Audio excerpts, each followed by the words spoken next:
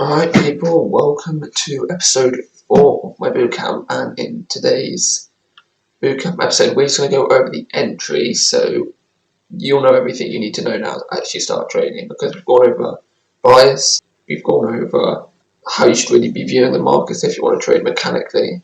Alright, so getting straight down into it, the first thing we want to see is a session sweep in line with bias, okay? So again, go over bias really quickly, looking at the most recent 4-hour fractal breaker structure. And I'll go over a trade I actually took today, which was this, using this my system. So session sweep in line with bias, a manipulative move, or like whatever you want to call it, liquidity grab, fake them retail traders out, and then a fractal breaker structure in line with our bias, and then the fib retrace. It's that simple. This may be a little bit complex, like when you're hearing this for the first time, but once you've gone over it a few times, it's actually like extremely simple. So let's go over this trade really quickly for a little bit of an example. So we were bullish, again, don't need to go over that, you should know it by now.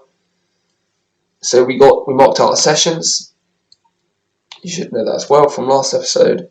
Okay, we then saw session lows be taken. These were Asian lows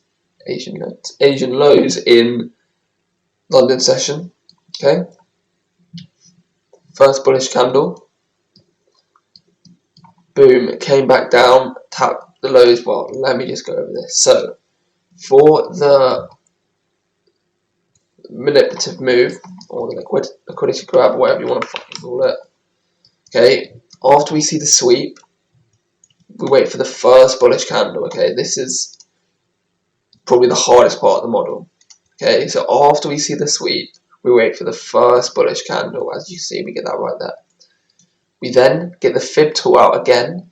Well, not again, I've never used it, but we get the fib tool out, go highest point if we're bullish to lowest point after that first bullish candle closes. Okay, so as soon as this second bullish candle opens, this one right here, we'd then get the fib tool out, and all we're waiting for is after we get that first bullish candle printed, we're waiting for, this is a little bit difficult to see, so I'll get rid of that, and this, we're waiting for price to come back down and tap this box. Okay, if you want, you can use this rectangle tool and just place it so it's a little bit easier to see.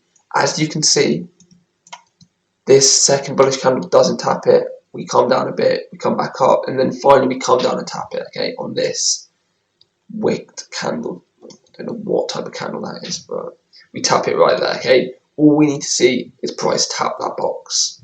Okay, I'll go over it really quickly one more time.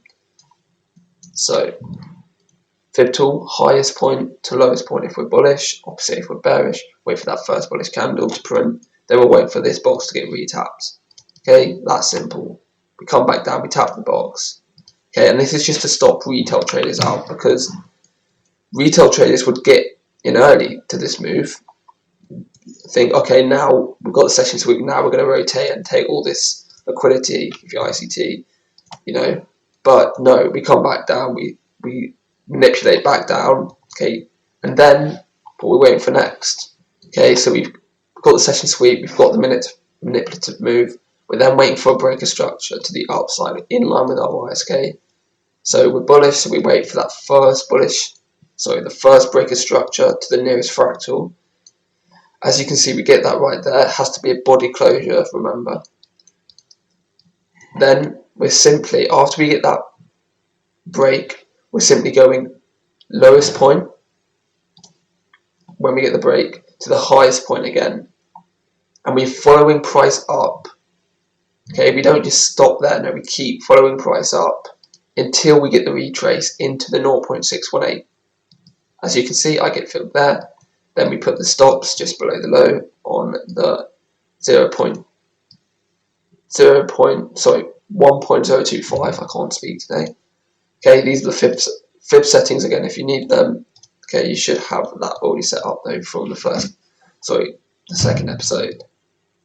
So as you can see, we get filled, we come up, then we come back down, chop, chop, chop work, and then we get this volume and it hits TP. This was a trade I actually took today, so it's a good little example. Okay, so really briefly go over it again. Session sweep, manipulative move, break a structure, fib on that whole move, wait for the retrace, get filled at the 0.618, 3R, set and forget. I didn't really mention this that much, except my first episode, but again, we go for a fixed 1 to 3 RR. We don't target partials. We don't take partials at levels, so we didn't take partials at these highs or go break even because we would have got stopped out here, as you can see. So we go for a fixed 1 to 3 RR, wherever that may be. Okay, so I don't think, oh, that high is quite close, so I'm just going to target that. Even though it did hit it, no, because from my data, just going for a fixed 1 to 3 is always the best. So just take your trades based off data and not, what you think, your own intuition of the markets, okay? So we go for a fixed 1 to 3. Yeah, and that's the entry, okay? So take some notes because that was pretty deep. Well, not that deep. It's a super simple model. Once you've done this a few times, it becomes like clockwork, so simple. That's literally the entry. It's that simple. So that's literally everything. That's literally how I trade. Okay. So I think if you just go over some trade recaps that I've posted in the last few months, then you'll pick this model up even better. So go over some trade recaps. I go over this entry every week, every trade recap. So that might be good for you guys to drill it into your head. I think that's going to end up, the bootcamp. I want to do one more episode going over some back-end shit you should know, and the back-end system, what should you risk on funding. There's some niche kind of stuff you need to know about the model, which I'll go over in the final episode, which will be really short, so maybe just watch it straight after this if you want, because it's not a lot, but there's certain trading times we don't trade because based off data again, it's unprofitable times to be trading past, certain times and whatnot. So I think that's about everything. So I'll see you in the final episode and good luck trading. Peace.